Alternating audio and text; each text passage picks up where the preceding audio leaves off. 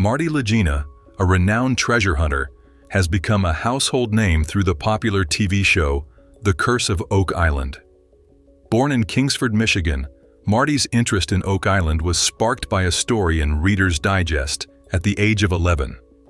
This early exposure ignited a lifelong passion that would see him return to the island decades later, equipped with more resources and technology than the treasure hunters before him.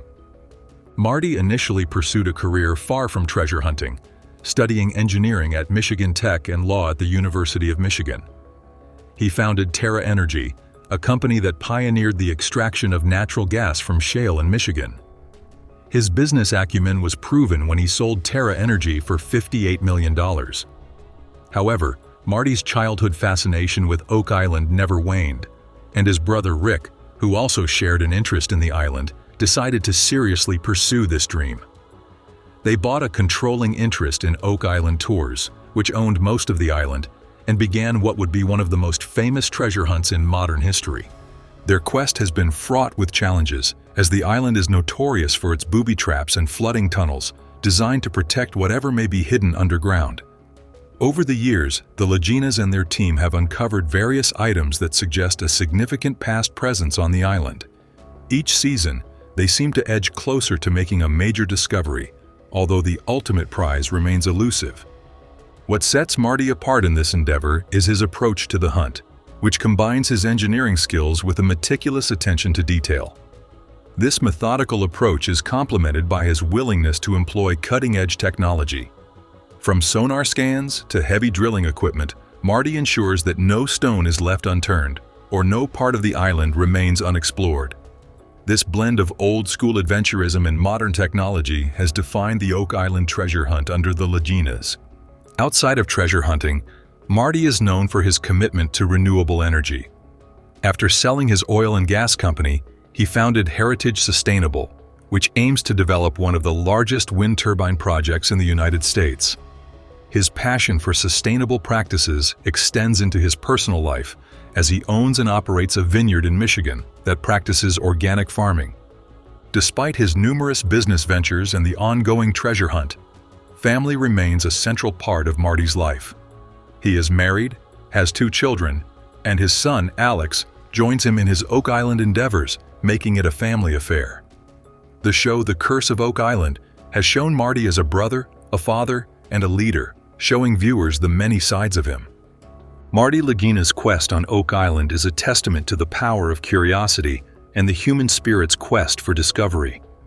His story is one of passion, perseverance, and adventure, inspiring many to follow their curiosities, explore, and never give up. As the seasons progress, viewers continue to be hooked by the promise of new discoveries and the unfolding story of Marty and his team. Marty's legacy will be as one of the most compelling treasure hunters of our time, a man who showed that with determination and innovation, old legends can be revisited and perhaps, one day, even solved. Alex's role at Oak Island Tours gives us a peek into his multifaceted responsibilities. Being part of the Lagina family and their tourism business, it's quite likely he's involved in much more than just the TV show. He's probably deeply engaged in the family's business strategies linked to the treasure spot. The variation in his production titles hints that his actual involvement is way more detailed than it might seem. Alex's main gig is over at Mari Vineyards, a winery his uncle Marty started back in 1909 to 1992. They are all about crafting fine wines from Italian grapes, and they are big on experimenting with flavors, which turns each wine bottle into a unique taste adventure for those who love their vino. Alex brings a lot of energy to the enterprise, pouring his heart into the enterprise. The calm vineyard setting boosts the whole winemaking process, and using Italian grapes underlines their commitment to keeping things authentic and top-notch for wine aficionados. As the general manager, Alex leads Mari Vineyards with great success, distributing their wines across 16 states. The vineyard is thriving, often hosting events which you can catch updates on via their lively Facebook page.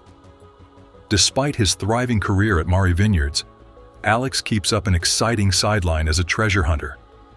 There were once whispers claiming that Alex had died while filming an episode of The Curse of Oak Island, which would have been a shocking development in the ongoing saga of the treasure hunt. No one knows where these stories started, but they spread fast through blogs and online articles, falsely reporting that Alex had met his end in pursuit of the island's hidden riches. The old tale about Oak Island claims that 7 lives must be lost before the treasure can be uncovered. So far, 6 have supposedly died, and the story predicted 1 more would have to face the same fate while hunting for the treasure. It's important to note that Alex is alive and doing well. These alarming rumors serve as a reminder of how quickly false information can spread online and how essential it is to check the facts before believing what we read. Despite the dark tales circulated by the web, Alex has continued to achieve his goals without falling prey to these fictional narratives. This situation underscores the importance of careful online behavior and sharing only verified facts to avoid spreading misinformation and confusion. The Curse of Oak Island is a popular show that explores the mysteries of the island's past. The Lagina family, led by Alex, has been a key figure in the show, despite rumors of his supposed death. Their determination and dedication to their quest have been evident in their discoveries on the island. One day, they discovered signs of a tunnel in Smith's Cove uplands, which led them to share the news with their brother Rick and archaeologist Laird Niven. They had stumbled upon a well-made cave that seemed intentionally designed, and Alex had been carefully analyzing the area to confirm its existence. They noted small details, such as a minor misalignment in the cave's structure, suggesting it was built on purpose. This discovery ramped up the team's excitement and reinforced their belief that they were close to uncovering something big. Marty Lagina, driven to show the potential significance of their findings, took the lead in the exploration, focusing on the skilled craftsmanship involved.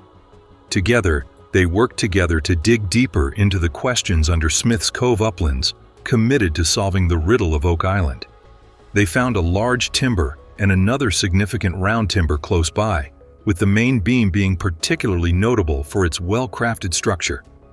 A cross-shaped part at the back resembled the timbers from the U-shaped structure they discovered at Smith's Cove last year, which was particularly exciting because scientific analysis suggested that this construction dated back to 1769, more than 20 years before the money pit was first discovered. The wood and the way it was put together seemed real and true to the time, which got the team pumped to dig more.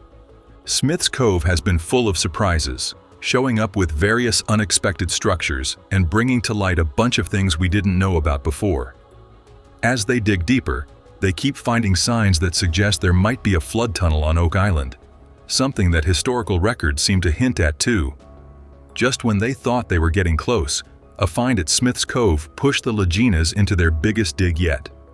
The excitement of the massive project adds to the excitement of the team's determination to crack new challenges and bring the hidden history to light. Rick Lagina and his nephew Alex are planning an exciting diving operation on Oak Island, collaborating with Tony Sampson and Dr. Lee Spence, an underwater archaeologist with over 50 years of experience. Dr. Spence has found over 100 ships and relics worth over $50 million, some dating back to the 1500s.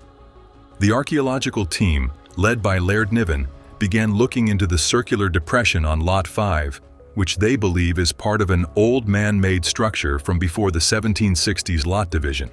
They found a piece of red earthenware, known as redware, with an unusual purple and black glaze, which caught Niven's attention. He suggested that people might have lived in the area even before the discovery of the money pit. Another team, led by geologist Terry Matheson, conducted the year's first sonic drilling operation near the garden shaft. They drilled 6-inch holes and checked out material from depths between 80 and 120 feet to better understand the natural terrain and potentially pinpoint the original money pit. Their focus was on a borehole named B.5N13, which initially gave them some promising results. Historian Charles Barkhouse and Alex Lagina thought this might be a sign that B.5N13 was close to the original money pit, possibly near a cavern that caved in back in the 1800s. Surveyor Stephen Guptill noted that B.5N13 was just under 5 feet from where they had found precious metals before. The team is eager to explore more about Alex Lagina's accident and whether there is something hidden on Oak Island that is being kept from us. suggesting that there is still much more to uncover and understand. Marty Lagina, always paying attention to detail, takes a close look at the corridor, realizing it was built long before they started their work on Oak Island. His brother Rick sees this moment as a turning point in their search, as it is located in an area with a lot of metal deposits. Roger Fortin emphasizes the importance of carefully studying the corridor's structure to understand its history. Scott Barlow is eager to speed up the search, convinced they are close to a major discovery. Craig Tester brings positive energy, encouraging the group to keep digging. Rick thanks the team for their hard work and gives them the green light to continue exploring. As dawn breaks, the Duma excavation team arrives at the site, ready to push their search to around 95 feet deep. Billy Gerhardt, Jack Begley, and Gary Drayton are busy exploring an area close to the southeastern marsh, along an old stone path. The team wonders what secrets the path might reveal, and what might be at the end of the corridor. The team starts to think about the skill and creativity required to build such a structure so long ago, which gives them a new appreciation for the people who once lived on Oak Island and the historical significance of their discoveries. As they dig deeper, they begin to find small artifacts that hint at everyday life on the island long ago, such as pieces of pottery and old metal tools, suggesting that people once lived and worked in this area, possibly as part of a busy trading community or settlement. Each find adds to the story of Oak Island, helping to create a bigger picture of its past.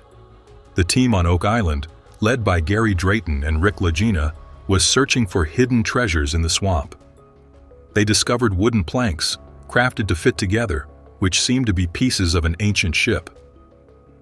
Billy Gerhardt stumbled upon a stone path or large structure buried just under the swamp's surface, and Jack noticed a big rock that looked like those found by Fred Nolan in 1921. Rick believed they were on the verge of uncovering something big that could shine a light on the island's history. Gary emphasized the importance of cleaning and carefully examining the structures they found to make sure they didn't miss anything important. Billy felt their discoveries were unique and believed they were on the verge of uncovering something big that could shine a light on the island's history. Rick, along with Alex Lagina, Jack, and Scott Barlow, sat down with archaeologist Laird Niven and archaeometallurgist Emma Colligan. They discussed a material that looked like concrete found in the foundation of Lot 5 and soil samples that might contain ancient mortar, similar to materials discovered in the Money Pit. Emma planned to use X-ray diffraction analysis to learn more, hoping to connect these findings to old construction techniques. The Money Pit has always been a source of surprising discoveries, often raising more questions than answers. This week brought a new set of findings that hinted at different paths for their investigation, adding to the island's complex history. Some old stories suggested that certain items were deliberately placed in specific locations. Emma's analysis of soil samples from Lot 5 showed a match to the soil from the Money Pit, even though the two places were 104 feet apart. This unexpected link, confirmed by X-ray tests, left experts like Laird Niven and Scott Barlow scratching their heads. As they continued exploring an old stone road, they found a large, hand-forged chain and hook, along with part of a barrel, suggesting that the area might have once been a landing spot for ships, lining up with stories of secret operations and smuggling on the island. However, just as things were heating up, a powerful storm flooded the garden shaft, forcing the team to pause their excavation and focus on managing the damage. Once the storm calmed down, they stumbled upon an unexpected chamber next to the garden shaft, a small hollow space 65 feet deep, covered by wooden timbers. Marty Lagina, who was once doubtful about the swamp's importance, now saw its potential for further exploration. The idea that there could be multiple hidden chambers in the Money Pit area suggested a network of man-made spaces, either meant to help or trick future treasure hunters. In conclusion, the team on Oak Island was determined to find hidden treasures in the swamp, but faced challenges such as a powerful storm, a lack of evidence, and the possibility of finding hidden treasures.